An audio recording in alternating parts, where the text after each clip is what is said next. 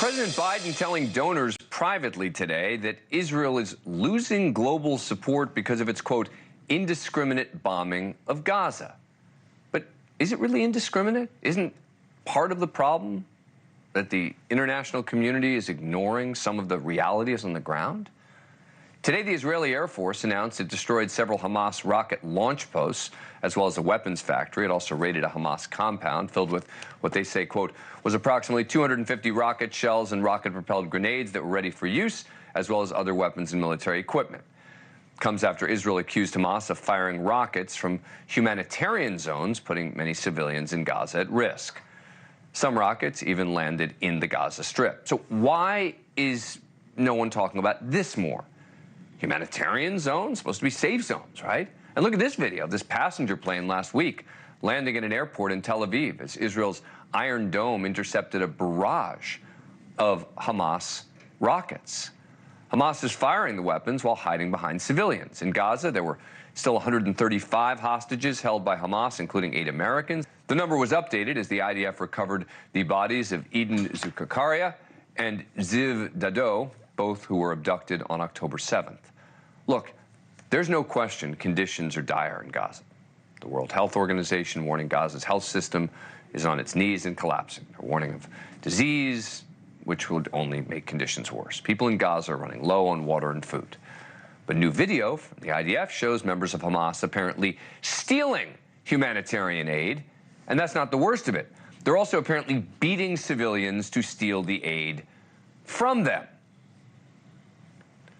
The IDF saying in a statement to I-24 News, this is a further example of Hamas's exploitation of the people of Gaza and humanitarian aid for its terror agenda. It sure seems like Hamas still has plenty of rockets. Joining me now is Aaron Cohen, an Israeli special ops veteran and a counterterrorism and security analyst. Thank you very much for coming on the program. Appreciate it. So why are so few talking about the fact that Hamas is continuing to fire rockets at Israel? First of all, Dan, I want to say it's really good to see you. I'm glad to finally get on with you. I was on with you years ago. I don't know if you remember, but it's good to see you again. So the situation with the rockets, the situation particularly with Hamas, Hamas has been using a very powerful psychological warfare. It's been a part of their tactical campaign, but on a strategic level. And what I mean by that is they've been able to really pull at the heartstrings of the international community by hiding behind the Gazan population as civilians. And so when people see this footage, immediately, it's a knee-jerk reaction. Israel is indiscriminately targeting these civilians, as you mentioned, setting up this this piece here. But the fact is that Israel goes through painstaking efforts, I can tell you from my service in the IDF. They have a very elite Air Force Special Operations unit called Sheldag, which literally translated means Kingfisher.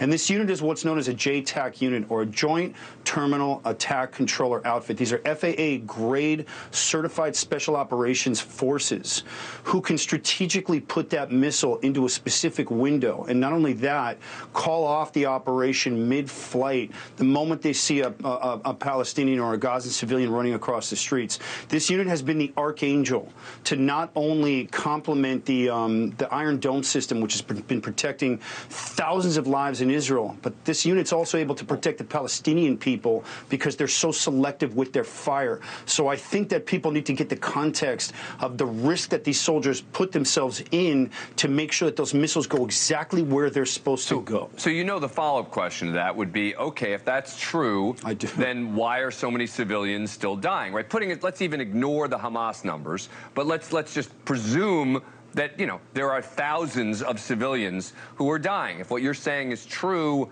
how does that match with the number of civilian deaths? Well, here's the question. First of all, the first part of it, which you've acknowledged, which is very obvious, is that Hamas are the ones putting out the numbers. They're the one who control all of the data that's getting flooded out. So nobody has a real idea of what the numbers are. They're saying it's up to 15,000 civilians killed. However, as you mentioned when you were setting up the segment, all of the safe zones that have been established in the southern part of Gaza, which is a result of millions of leaflets being dropped, thousands and thousands of phone calls being made to tribal leaders in the southern part of Gaza, as well as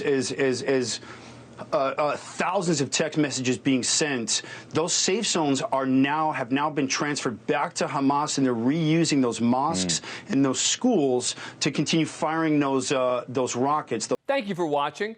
Go to newsnationnow.com to find NewsNation on your cable provider. And don't forget to click the red subscribe button below to get more of NewsNation's fact-driven, unbiased coverage.